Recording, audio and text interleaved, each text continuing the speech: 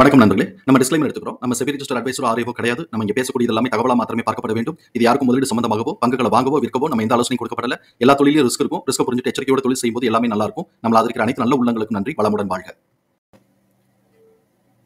வணக்கம் நண்பர்களே. 2025-26க்கான Q1 result announce பண்ணியிருக்கிறாங்க. அந்த வரிசையில் இப்போ நம்ம பார்க்கக்கூடியது ஃபெடரல் பேங்க். சப்சிக்வெண்ட் குவார்ட்டருக்கும் சரி 2025-26க்கும் என்ன வாய்ப்பு இருக்குங்கிறதுக்கான ஒரு தேடுதல் முயற்சி. ட்ரெண்ட்லைனை பொறுத்த வரைக்கும் இவங்க மிட்ரேஞ்ச் பெர்ஃபார்மருங்கிற கிளாசிஃபிகேஷன்ஸ்குள்ள வராங்க. Medium financial strength, affordability in valuation, டெக்னிக்கலா மூமெண்டம் நியூட்ரல் இருக்கு. அனாலிசிஸ் டு பிரைஸ் டார்கெட்டா 224ன்னு டார்கெட் அப்சைட் பண்ணியிருக்காங்க. நம்ம இந்த வீடியோ ரெக்கார்ட் பண்ணக்கூடிய தருணத்தில் 192ன்னு ட்ரேட் க்ளோஸ் ஆயிருக்கு. இவங்களுடைய பிஇ வேல்யூஷன் செக் பண்ணும்போது கரண்ட் பிஇக்கு அண்டர் வேல்யூ அப்படின்னு சொல்லியும் 1 இயர் ஃபார்வர்ட் பிஇக்கு ஃபேர்லி வேல்யூ அப்படின்னு சொல்லியும் இவங்க இண்டிகேட் பண்ணிக்கிட்டு இருக்கு. இவங்களுடைய ஃபண்டமெண்டல் கீ மெட்ரிக்ஸை பார்க்கும்போது adequate level of liquidity position maintain பண்ணுறாங்க. மாடரேட்லி ஹை இல்லாட்டி average rate of capital employed எடுக்கிறாங்க. High rate of return, moderately high rate of return on ஈக்விட்டியில் எடுக்கிறாங்க. டெப்ட் to equity with the theoretical லிமிட்ல இருக்கு. பிஇ அண்ட் பிபிஐ பொறுத்த வரைக்கும் சப்சிக்வெண்ட்டாக க்ரோத்துக்கான ஆப்பர்ச்சுனிட்டி இருக்கு.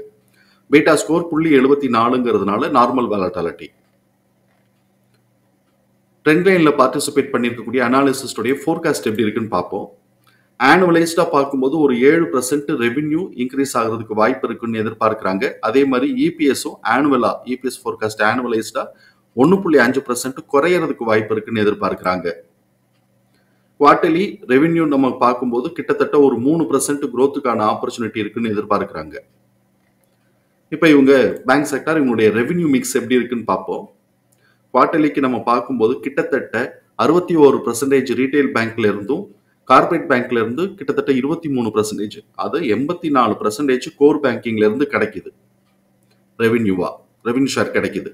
அதே மாதிரி ப்ராஃபிட்னு பார்க்கும்போது கிட்டத்தட்ட ஒரு 61% கிட்டக்க இவங்களுக்கு கோர் பேங்கிங்ல இருந்து ரெவென்யூ ஷேர் கிடைக்குது. அப்ப கோர் பேங்கிங் பிசினஸ் இவங்களுக்கு நல்லா இருக்கு அப்படிங்கறத நம்ம புரிதலுக்குள்ள எடுத்துக்கிறோம். அதுக்கப்புறம் கிராஸ் என்பிஏ இந்த குவார்டருக்குன்னு பார்க்கும்போது 1.91ன்னு இருக்கு. ஸோ இப்போ இது <3 அப்படிங்கும்போது இதுவும் நல்ல பாசிட்டிவ் பாயிண்ட். இப்போ இவங்களுடைய குவார்டர்லி ரிசல்ட் எப்படி இருக்குன்னு பார்ப்போம். இயர் ஆன் இயர் கம்பேரிசன்ங்கிறது ஜூன் 2025 ஜூன் 2024 கம்பேர் பண்ணும்போது இவங்களுடைய குவார்டர்லி ரெவென்யூ 8.5% இன்க்ரீஸ் ஆயிருக்கு. அதே சமயத்தில் குவார்டர்லி நெட் ப்ராஃபிட் 10.6% குறைஞ்சு போயிருக்கு. Q to Qன்னு பார்க்கும்போது கிட்டத்தட்ட நமக்கு ஒரு 160 கோடி ரூபாய் கிட்டக்கு ரெவென்யூ இன்க்ரீஸ் ஆயிருக்கு. அதே மாதிரி இந்த சைடு நம்ம பார்த்தோம்னா கிட்டத்தட்ட ஒரு 80, அந்த சைடு நமக்கு ஒரு 90னாக்க ஒரு 170 கோடி கிட்டக்க நமக்கு நெட் ப்ராஃபிட் குறைஞ்சு போயிருக்கு. அதனால இபிஎஸ் பார்த்தோம்னா 3.7ன்னு இருக்கு. இது போன குவார்டர் காட்டிலும் 0.7 கம்மி. இப்போ இபிஎஸோட டிடிஎம் நம்ம பார்க்கும்போது 16.5ன்னு இருக்கு. இது போன குவார்டர் காட்டிலும் 0.4 நமக்கு கம்மியா இருக்கு. இப்போ இந்த இடத்துல நமக்கு பார்த்தோம் அப்படின்னு சொன்னா கிட்டத்தட்ட 5 குவார்டரா பார்த்தோம்னா 16.5ல இருந்து 16.9ங்கிற இந்த ரேஞ்சுக்குள்ளேயே சுத்திட்டு இருக்கு. அப்ப இவன் பிரேக் பண்ணும்போது மாத்திரம் தான் நம்ம அடுத்த கட்டத்துக்கு போறதுக்கான வாய்ப்பு இருக்குன்னு நம்ம எதிர்பார்க்கலாம். இந்த கட்டத்துக்குள்ளேயே சுத்திக்கிட்டு இருந்தாங்கன்னா இதுவும் சைடு வேஸ்க்குள்ள இப்படி போயிட்டு இருக்கிறதுக்கு வாய்ப்பு இருக்கு. இப்படிப்பட்ட இந்த சூழல்ல எம்எஃப் தன்னுடைய ஹோல்டிங்ல இருந்து 0.46% குறைச்சு வச்சிருக்காங்க. இன்ஸ்டிடியூஷனல்ஸ்ல இருந்து 0.33% குறைச்சு வச்சிருக்காங்க. எஃப்ஐஎஸ் தன்னோட ஹோல்டிங்ல இருந்து 0.58% இன்க்ரீஸ் பண்ணி வச்சிருக்காங்க. இந்த குவார்டரோடைய இந்த சேஞ்சஸ்க்கு பிறகு எம்எஃப் உடைய கரண்ட் ஹோல்டிங் 35% ஆகும். இன்ஸ்டிடியூஷன்ஸோடைய கரண்ட் ஹோல்டிங் 7.5% ஆகும். 75% ஆகும். எஃப்ஐஎஸ் உடைய கரண்ட் ஹோல்டிங் 26.9% ஆகும் இருக்கு. இவங்களுடைய இபிஎஸ் தகவல்களை நம்மளுடைய எக்ஸல் ஃபார்மேட்ல நம்ம போட்டிருக்கிறோம். நம்ம இங்க கவனிக்கக்கூடியது book value 135, fair price 223, current price 192. Fair price current பிரைஸோட ரேஷியோ 0.86ன்னு வருது. இது <1 இருக்கு. நம்ம யூஸ்வலா நம்ம 1.5 தான் ஃபர்ஸ்ட் லெவல் ஆஃப் ரெசிஸ்டன்ஸை பார்ப்போம். இவன் 1 கூட தொடல. ஸோ இப்போ இந்த இடத்துல இது அஃபோர்டபிலிட்டியில இருக்குங்கிறது நம்மளுடைய பார்வை. இப்போ 0.86ல இருந்து இவன் 0.75 வந்தான்னாக்க இது பிரைஸ் 167ன்னு கன்வெர்ட் ஆகுது.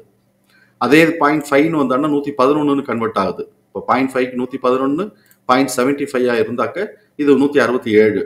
இந்த நிலையில அவன் 0.86ல இருந்து 1 வந்தான்னா 223, 1.25 வந்தான்னாக்க 279ன்னு வருது. ஸோ இப்போ 223, 167 அப்படிங்கிற இந்த ரேஞ்ச் வந்து நமக்கு வந்து இப்போதைக்கு க்ளோசஸ்ட் ரேஞ்சா நமக்கு இருக்கு.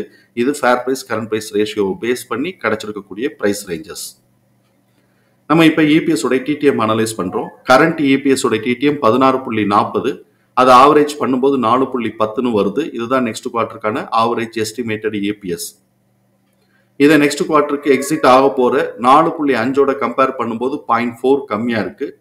இதுல இருந்தே நமக்கான இன்ஃபரன்ஸ் ப்ரீவியஸ் குவார்டருடைய ஹைட்டை மேல உடைக்கிறதுக்கான வாய்ப்புகள் கம்மி.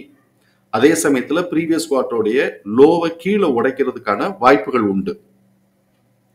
Q1ஓட நம்ம கம்பேர் பண்ணும்போது நமக்கு இபிஎஸ் வந்து பார்த்தோம், ஆவரேஜ் எஸ்டிமேட்டட் இபிஎஸ் வந்து கிட்டத்தட்ட 0.4 கூட இருக்கு.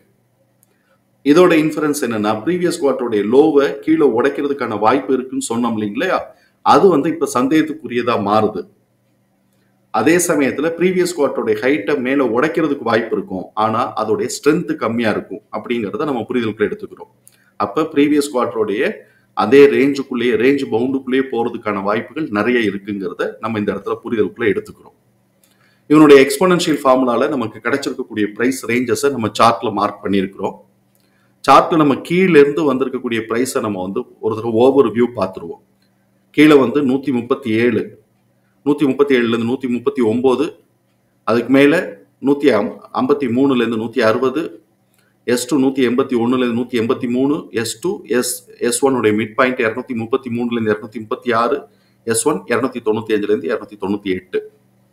இப்ப இவனோட என்ன நடந்திருக்குன்னு பார்த்தோம்னா S2ல வந்து ப்ரீவியஸ் குவார்டருடைய லோ இருந்திருக்கு.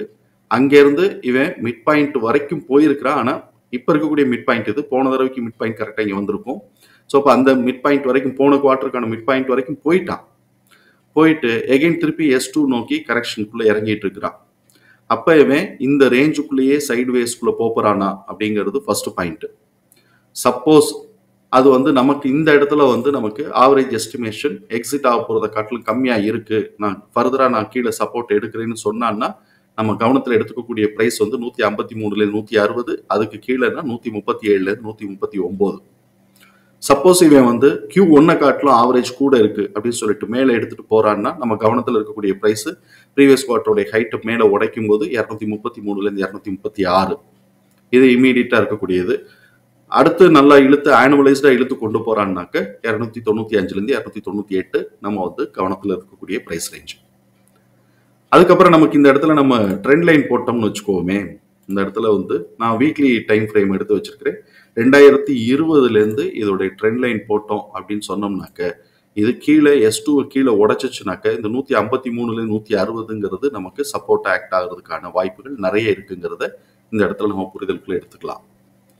தகவல் பயனுள்ளதா இருக்கும் நம்புறோம். தகவல் பயனுள்ளதா இருந்ததுன்னா சங்கருக்கு ரொம்ப சந்தோஷம். நம்மளை ஆதரிக்கிற அனைத்து நல்ல உள்ளங்களுக்கு நன்றி. வளமுடன் வாழ்க. நன்றி நண்பர்களே.